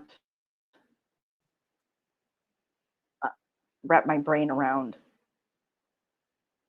what the hell is he spending? Well, we've got, all these fire stations we got to pay for and all his, little projects. And Karen had asked, why is it called edit? It's called edit just because that's where the money is coming from. It's coming from economic development income tax. So it's an income tax, and it all goes into a fund that's supposed to be used to help with bringing new businesses in and economically develop the city of Muncie. But the restrictions on that money are so loose that if you can somehow, in a roundabout way, justify, how you're going to spend it, that somehow or another is going to help the city, bring new people there, then, it's okay. The math doesn't math. Maybe there was meth in the math. That's a good thing. Okay. Thank you, Eric and Alva, that I'm not letting my rage at this person screw up my mathing. Math. I love it. It's just very confusing to me. Math. Yes, we've decided that there was meth involved in the math. Muncie meth app. Yes. That was the Admiral made that suggestion. So. So, real quick, before you go away, what is your thought here? I mean, what is? Because here's what's going to happen. I'm going to get calls. I'm going to get contacted tomorrow by a bunch of people that's watching this now, or will watch this, or will watch it in the morning, and they'll say, "You guys are all wrong. Nora's all wrong. Everything's all wrong." Listen, I don't like Nora. That's not a secret. Nora and I are not friends. I don't want Nora to be right. I don't want Nora to be right. I don't like it when I don't like it when they make Nora. But based on what the paperwork they're giving us and what the mayor is saying, he sent them the presser again, didn't he? He sent them that handout from the he presser keeps sending them the presser. Stuff. Yeah. He keeps sending it. So this is like the end all be all of what is true. So I mean, he's the one that said we're saving money on the insurance. He's the one that said he's giving money for the edit. So I mean, this I don't understand. Yeah. Do they ever say how much is in edit? Okay, so yes. The budget will have a line item that says that there is it's around 4.2 million a year. It's like 5 million this year. Oh, it's like 5 million this year. Yeah, there's always a line item in the budget that tells you how much is going into the budget or the edit fund. I'm sorry. So we always know how much is initially going into it, but trying to get anybody to send you figures of what exactly edit has been spent on. I have requested that before. And everybody has. Kristopher. Yeah. And it's this really convoluted spreadsheet that makes absolutely zero sense. And there's no way to organize it to make it make sense. Edit is that where's edit at? Is that in the Board of Works? It might be in the Board of Works.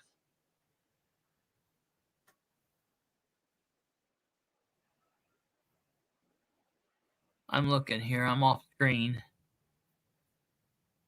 It might be easiest to find it under revenue.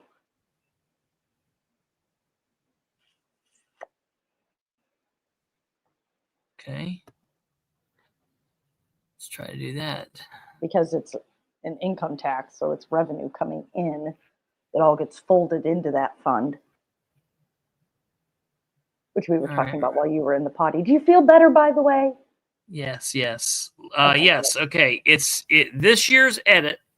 I'll pull it up and let you see it. I'm going to have to do something funny here.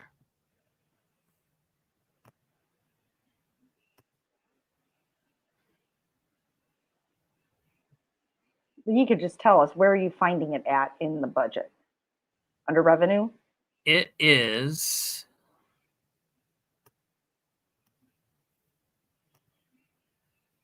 Edit is a slush fund. Right here, yes. The intent was for it to actually help the community. And it's become a slush fund that plugs holes in budgets and lines. It's supposed to be for economic. Yeah, it's supposed to be for economic development. Supposed to be. Notice to taxpayers. Okay, here we are. I'm sorry. This one is definitely rated R with all the cussing I've been doing, and I'm smoking. So Yeah, you're all fine. Everybody's fine. We're after the watershed. We're after the. It's 11. Yeah. You're good. This is the HBO time now. We're not getting into that, Kristopher. Yeah, right. Yeah, here we are. Here's edit. Economic Development Income Tax. It's called C-edit. It is $5,826,160. Almost $6 million. Almost $6 million. And he's giving 200,000 short. Yeah. And he's gonna float the city 900,000 because he's a good guy. And he still has $5 million to fuck off with. Yeah, man, it's rough. It's really crazy. So I'd be interested to. I'm going to say it, even though I don't like saying it. I'm interested to hear Nora's take on all these numbers. Well, she's gonna apparently keep posting. I'm going to. No, I hope she calls the insurance people. I hope she does that. I don't know why she wouldn't. What is what, really, Rhonda? Edit? Edit's $5 million. What are you asking? What are you asking, mother?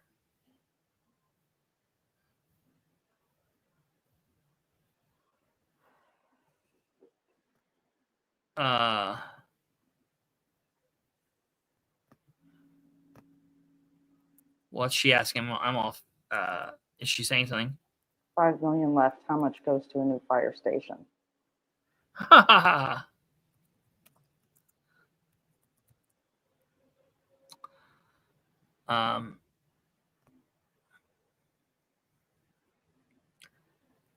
No, Dan just wants to hold all the cards. You're right.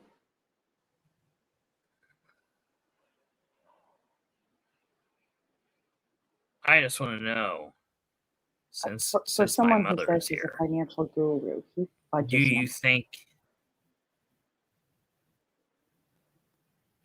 who, Dan? Mm-hmm. I thought you were talking about me. I'm a financial guru. I'm as much of a financial guru as Dan is. Yes, if that's what they posted, it has to be. Dan and I are the same type of financial guru. Now that number should be about right. It seems to run, what, 5 years ago? Yeah, it's not them. That's the state. It does go up a little bit more. Yeah. Every year, so that's probably that's probably an accurate number. That's right, because that's what's coming from the state. So that's right. That's what it is. Yeah. I don't know. I don't trust him any further than I can throw him.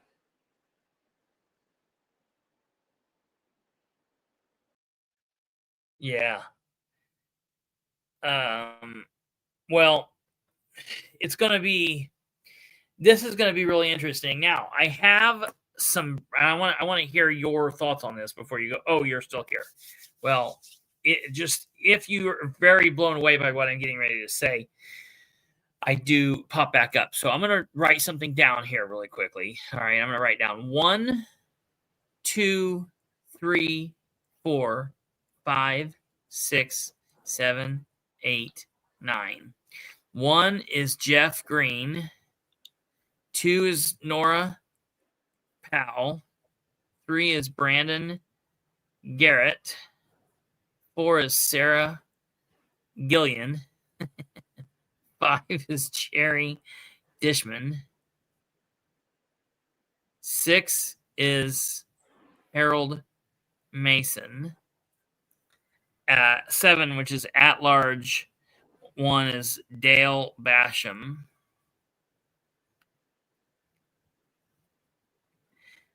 8 is at large 2, which is Roe Selvey. 9 is at large 3, which is William McIntosh. Okay. Now, That is Republican, Democrat, Republican, fake, Democrat, Republican, fake, Democrat, Republican, Republican, Democrat. Okay. Well, on this budget, so look, there's a couple of things. One, there's going to be the amendment to unfund Amber and Matt Wegley. And that's going to go in a way. And then there's going to be the budget. And that's going to go in a way. All right. So, unfund. No. Okay. So to unfund is going to be McIntosh, Mason, Gullion, Powell. So 4. Mm-hmm. And then to no is going to be Selvey, Basham, Dishaman, and Green. Where is Brandon Garrett going to go? Number 3? Oh, he'll vote to fund them. Well, I'm hearing this strange rumor that's been floating around all afternoon saying that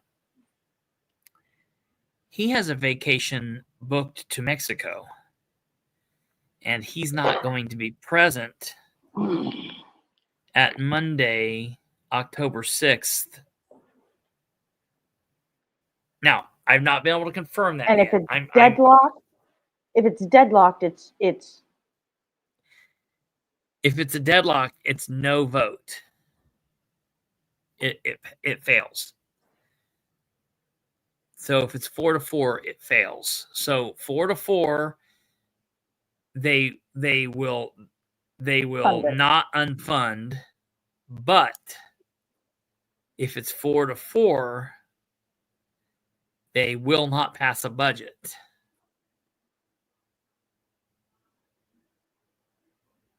I don't know what's going to happen.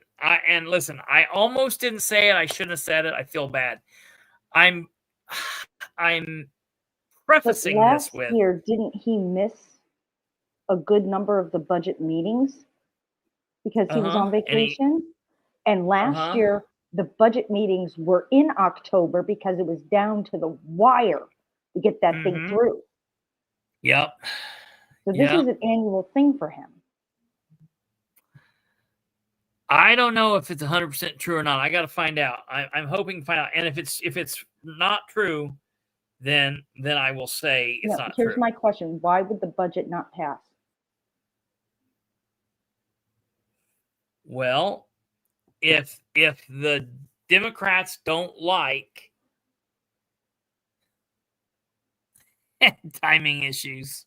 Well, the motion would be to approve the budget. Because I'm an agent of chaos. What? The motion would be to approve the budget. Yeah. So a 4-4 vote, the motion fails. Okay, I got it now.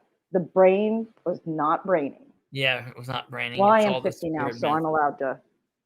Yeah, 60, did you say? 50. I'm 123. So according to my children anyway. Yeah, right. Isn't it nice to have children? I don't even dye my hair. Yeah, right. Me either. Yeah, me too. So I say, you look older than I do. Yeah, right. Yeah. So 4-4 equals a no vote. Yeah. Listen, I don't know what's going to happen. You wouldn't put a motion on the table. I move that we not pass the budget. Yeah, right. No, listen. A 4-4 vote is a. Thank you, time. A 4-4 vote is it doesn't pass. So it's not a fail. It's not a no vote. A 4-4 means no. Stumblefoot says, I don't foresee a 4-4 vote. Listen, it's definitely any amendment that goes up will more than likely be a 4-4 vote. The councilors have already told us that. Basham and Nora have already said it. Any amendment is going to be a 4-4 vote. And if they don't pass a budget, then they're just stuck with 2025s again, right? Yeah. But they have until November 1st. So they could potentially hold an emergency meeting to try to pass it, or is it or is the budget just dead with a deadlock vote? No, well, can you bring it back to the table with a deadlock vote? Listen, I'm going to be honest. If they show up and Brandon's not there, they need to. That's what they'll do. If they show up, that's got to be what they'll do. If they show up and Brandon is not there, they'll table the vote. Yeah, I like it every now and then too. I got to do it. I'm dancing underneath here. People just can't see it. They would table it and hold an emergency meeting when he gets back. Just call a special meeting. Yeah, because it just has to be passed by November 1st. That's all. But I want to preface this. I got to say this. Well, one good thing would be they would have more time to get answers. They would have more time to try to get answers. Well, so I have to say this. I already talked with you about some ass backwards ways of possibly getting information. What? You did? Mm-hmm. When? After the show a couple nights ago. I'll tell you afterwards. You'll have to refresh my memory. I think I forget. Mm-hmm. I'll probably know what you're talking about when you say it, but I just can't see it in the top of my mind right now. She's talking about waterboarding people. So I agree. I'm okay with that. Mm-hmm. Well, I just wanted to hear what your opinion was. So I got to say, I've heard it from about 3 different people, but these people, one of the persons I heard, the very first person I heard it from, and I'm going to say it if this guy's watching, it's a guy. If you sent me a Facebook message today telling me that you've heard that Brandon's going to be gone, I trust you completely. But then I heard it from 2 more people, and I'm just like, is this a rumor? Is this some kind of scuttlebutt that's floating around? So listen, and this is par for the course. Listen to this. I text Brandon at 8 o'clock, 8:05 tonight. I text Brandon. I said, is there truth to the story that you will be on vacation during the Monday, October 6th, 2025 City Council meeting? And he didn't respond, as you can see.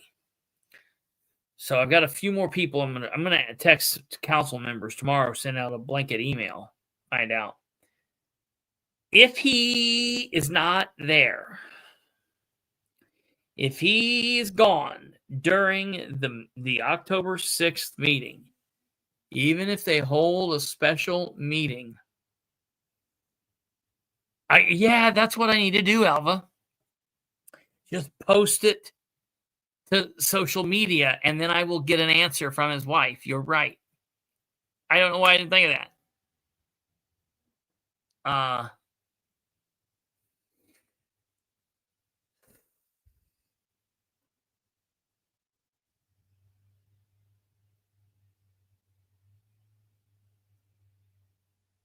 If he's not there,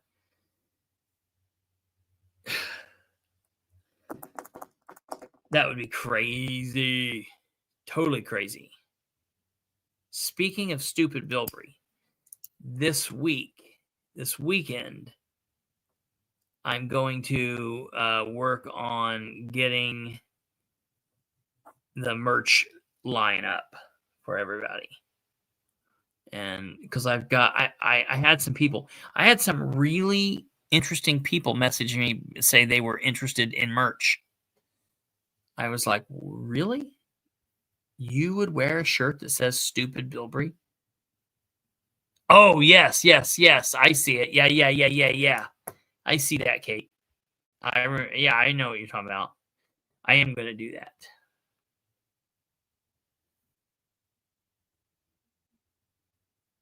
I'm going to get a shirt that says I'm on Bilbrey time.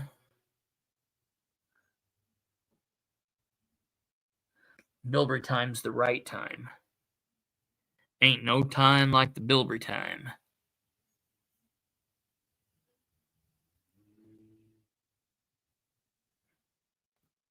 Dan, what, Alva? That's what, no. Mother, do you think they'll drop the bomb? Mother, do you think they'll like this song?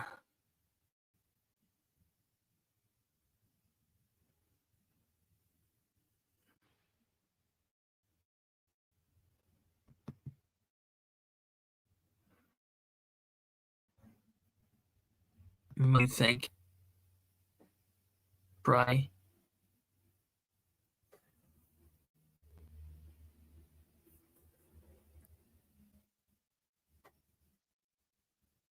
I thought I heard a noise, but I guess I didn't.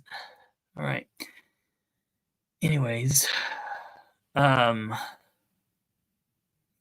wanted a stupid Bilbrey shirt. Yeah, I'm gonna get him one. I'm gonna get him a stupid Bilbrey, a button-up stupid Bilbrey shirt for him to wear a button-up. And then he could wear it during the community updates. So, okay, I think that's it. I think we're done. I think that's pretty much everything. I do have one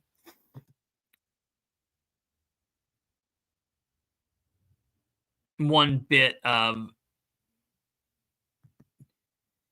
I guess, good news to tell everyone.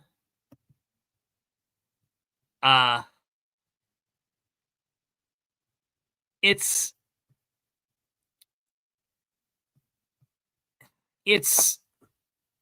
like good news. Real quick, timing issues before you leave. This is the last thing I want to go. I just want you to hear this. I want to know what your thoughts on this is. Just real quickly. Hold on. Don't go anywhere. Take me 10 seconds. So for immediate release, this was 6 hours ago in the city of Muncie. 6 hours ago. This was at 3:20 p.m. September 30th, 2026, city of Muncie, Delaware County partner for East McGalliard Road improvements. City of Muncie says, we are pleased to share that Delaware County Highway Department and the City of Muncie Street Department are working together on a temporary paving project to improve East McGalliard Road. This project is a strong example of two local governments partnering for the benefit of the entire community. McGalliard Road is one of the most heavily traveled corridors in our county, and its current surface conditions have created challenges for residents, commuters, and businesses alike. While a complete reconstruction of this roadway is already funded and scheduled for 2027, we also recognize that our citizens cannot wait that long for relief. That is why we are moving forward with this temporary overlay project now.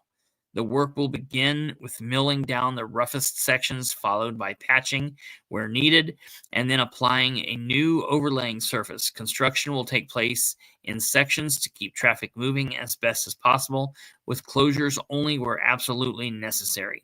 The project on the eastbound lanes between Delinda and Shirey will begin October 1st, which is tomorrow.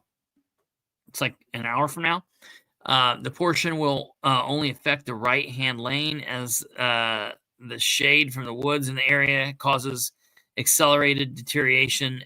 And the project on The 2 westbound lanes between Shirey and Elgin is expected to begin the week of October 13th. Milling is expected to take approximately 3 days, followed closely by paving. Both eastbound and westbound lanes will be addressed in stages with cooperation between the city and county crews, ensuring that equipment, trucks, and manpower are used efficiently. We want to be transparent with our citizens. This overlay is a temporary fix, not a permanent solution. However, it will greatly improve driving conditions until the full depth reconstruction takes place in 2027. We appreciate your patience during construction and your understanding as we work to balance immediate needs with long-term investments. We are grateful as representatives of the city of Muncie and Delaware County to partner on important projects such as this. When local governments set aside boundaries and work together, our residents see the results. This project demonstrates what partnership can achieve, and it lays out the foundation for continued collaboration and strengthen our roads and infrastructure. Mayor Dan Ridenour, Commissioner Shannon Henry, Commissioner Stephen Brand, Commissioner Sherry Riggin.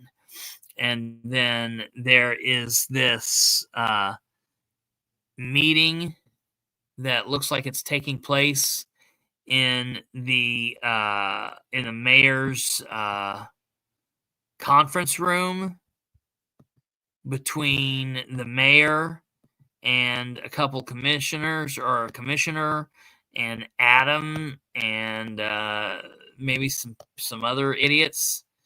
So it looks like a good thing. Looks like a good thing. Okay. But I will tell you what I feel like is they want to be transparent. LOL.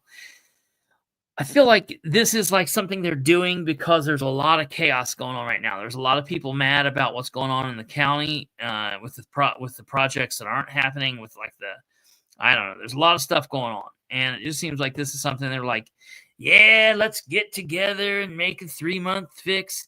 If it's temporary, it's a waste of cash. It does not have a base under. Let's see what timing issue says here. It doesn't have a base under it, and it will fail fast. Big waste, 100%. No base will sink as soon as 18-wheeler drives over it. Leach is so freaking dumb. Ding, ding, ding, ding, ding. Okay, brother, you can go to bed. That's all I needed you for. I wanted to get your thoughts and feelings on that. I know that the city rushed to put that out, and it received. Let's see what goes on here. It received 114 thumbs, 13 hearts, 10 laughing reacts, 1 mad face, 1 cry face, and 1 heart face. I just think the laughing reacts are funny because they're so stupid. That's just so weird. I want to go to the City of Muncie. City of Muncie communications page, where we can actually see comments relating to this put together. So there are 8 comments on this page. There are 7 thumbs and 1 laugh react. And let's see what the comments are. Let's go to all comments. There's a comment that says, why would you do a temporary fix? When will a permanent fix happen? The entire city is nothing but patches over patches. Call me a concerned citizen. The city of Muncie responds back and says, the press release in its entirety will answer all of your questions.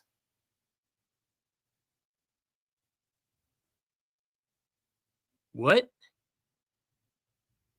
That citizen says, excuse me, I pay enough in property taxes and everything else to live in Muncie, and you could at least answer my question. Of course, this current administration is self-centered at best. Enjoy your 4% pay raise that you don't work for. The city of Muncie then says, we welcome questions and engagement, and that's exactly why press releases are issued, to provide clear answers for the community. The information you're asking about is already addressed in the release. What are you doing? Where are you going? All right.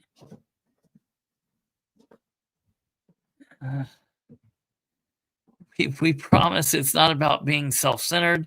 It's about making sure everyone gets the same accurate information at the same time.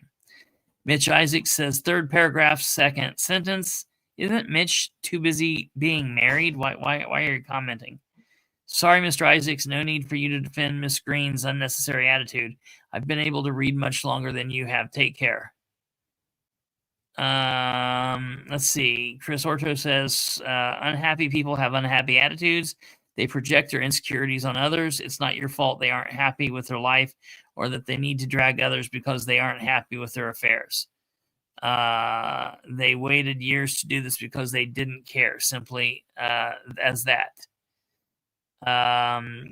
Carrie Lloyd says, why don't you finish McGalliard from Tire Barn to the next intersection? So, and here's the deal. I guarantee you they're saying people's been bitching about McGalliard forever. Now we're finally doing McGalliard, and they're still bitching. But I don't understand. We might as well not do it. See? This is we don't do it and they're mad. We do it and they're mad. Wait, what is there? We can never win with these people.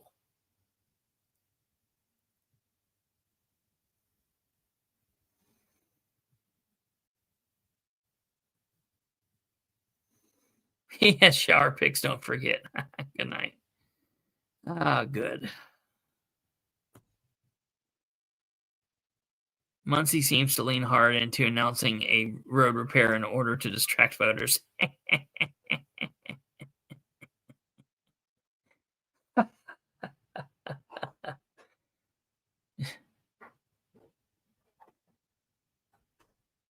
They're putting a Band-Aid on an amputation. So, good news, everyone. They're patching a roadway, and it's going to last for 3 days or 3 weeks. So, we're still not going to see McGalliard be paved until 2027, which I just learned. Literally, we've got to go through the rest of this year, through all of next year, and then they're going to do it sometime in 2027. That's going to do it for us tonight, ladies and gentlemen. We've had a lot of information to bring you. Thank you all very much for tuning in. This has been fantastic. You've all been wonderful. We've all had a great time together. I do want to say, again, before we leave, a very, very, very, very big happy birthday to Kate Thornburg. Producer Kate, thank you for everything you do. As always, happy, happy, happy, happy, happy birthday.